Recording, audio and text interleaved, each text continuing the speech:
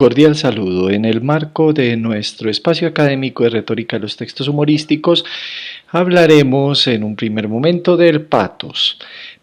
Nos ubicamos nuevamente en el contexto de las afirmaciones de Aristóteles en términos de la presencia del etos, el patos y el logos. El patos como disposición de los oyentes, ya que al decir de Aristóteles, cuando se ven inducidos a un estado de ánimo por el discurso, ese estado de ánimo que se induce por el hablante es bien importante, pues como lo dice el filósofo, no tomamos las mismas decisiones que alegre ni como amigos, las mismas que como enemigos, etc. Entonces, ese asunto de inducir el estado de ánimo, inducir la disposición resulta vital a la hora de hablar del patos. Para el caso de los textos humorísticos, tomaremos dos conceptos de la teoría de la recepción en literatura y los ampliaremos al caso que nos ocupa. En cuanto al lector implícito versus el lector real, nos apoyamos en Wolfgang Iser, quien dice que la obra crea un lector. De hecho, cuando uno escribe algo, siempre está pensando en un lector. Así ese lector sea uno mismo, en el caso, por ejemplo, de un diario íntimo, o aún no haya existido, como lo confesaba Nietzsche cuando hablaba que su lector no existía, no había nacido todavía, que él necesitaba lectores que lo tradujeran como antes se traducía a Horacio. El término lector, dice Iser, se puede subdividir en lector implícito y lector real. El primero es aquel que el texto crea para sí mismo y equivale a un sistema de estructuras que invitan a una respuesta que nos predispone a leer de ciertos modos, mientras que el lector real recibe imágenes mentales durante el proceso de lectura, imágenes que ineludiblemente se hallarán matizadas por su cantidad existente de experiencia. Al punto de que tengamos que decir que no hay buenas o malas obras, solo hay lectores que están o no preparados para ellas. En el caso de una obra que sintamos incomprensible, quizás el problema no sea de la obra, sino que nosotros no somos los lectores implícitos que ella exige.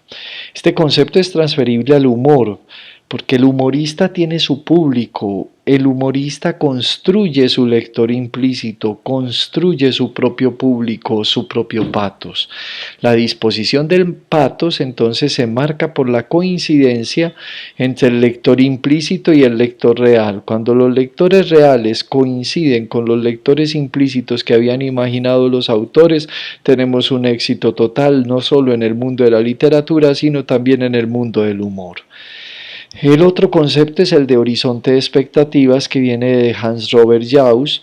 Son criterios utilizados por los lectores para juzgar textos literarios en cualquier periodo dado. Justamente esos criterios provienen de las expectativas, de las inquietudes, de los intereses de los lectores, por lo cual, dice Jauss, sería erróneo hablar de una obra como universal, ya como una obra de significado fijado para siempre y que se encuentre abierta a los lectores de cualquier época.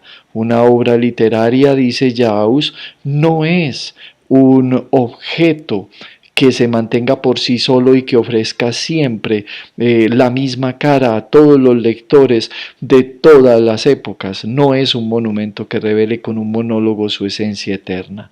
Esto significa, por supuesto, que nunca seremos capaces de examinar los sucesivos horizontes desde el momento de la aparición de una obra hasta nuestros días, para luego con total desapego y objetividad llegar a su sentido o valor definitivos. Sería no tener en cuenta nuestra propia situación histórica. Eso lo afirma Raman Selden en su obra de la teoría literaria, en concreto de la teoría de la recepción. La risa, entonces, podríamos decir que es una respuesta a los horizontes de expectativas del público al texto del humorista. El público ya trae su horizonte de expectativas, trae su pregunta abierta, trae sus gustos, trae sus disposiciones exactamente frente a la propuesta humorística de unos o de otros. El humorista entonces es un lector del horizonte de expectativas de su público. Encontramos en la Biblia de la Comedia de Judy Carter algunas citas que nos parecen bien importantes y que se relacionan con lo dicho. Qué chistoso, dice la autora. No dejo de sorprenderme de lo que la gente considera chistoso. Alguna gente se ríe de ver a alguien resbalarse sobre una cáscara de plátano. Alguna solo se ríe si es Hitler el que se resbala sobre la cáscara de plátano. Así que, ¿qué es lo chistoso? Y dice ella, si alguien se ríe, es que es chistoso. Un público es capaz de reír ante cualquier cosa o ante nada. Tratar de entender a un público es como cocinar una cena para la familia. Cocines lo que cocines, alguien odiará lo que sirves. Y dice más adelante, si entras en la escena desesperadamente queriendo oír un jijiji, un jejeje, un jajaja, lo más probable es que no lo obtengas. No hay nada en este mundo que más mortifique a la gente que hacerse a la idea de que estás esperando que te aflojen algo. Ya se trate del amor o del humor, es necesario que sea libremente otorgado. Esto nos lleva a una posible definición de lo humorístico a la luz de los conceptos de lector implícito y horizontes de expectativas desde el mundo del pathos. Si parodiamos una definición de literatura que propone Van Dyck en términos de que lo literario es lo que una sociedad en una época determinada considera que es literario, podríamos también llevar a un relativismo de ese tenor esa definición de humor, en términos de que humorístico es aquello que una comunidad discursiva determinada en una época determinada considera que es humorístico.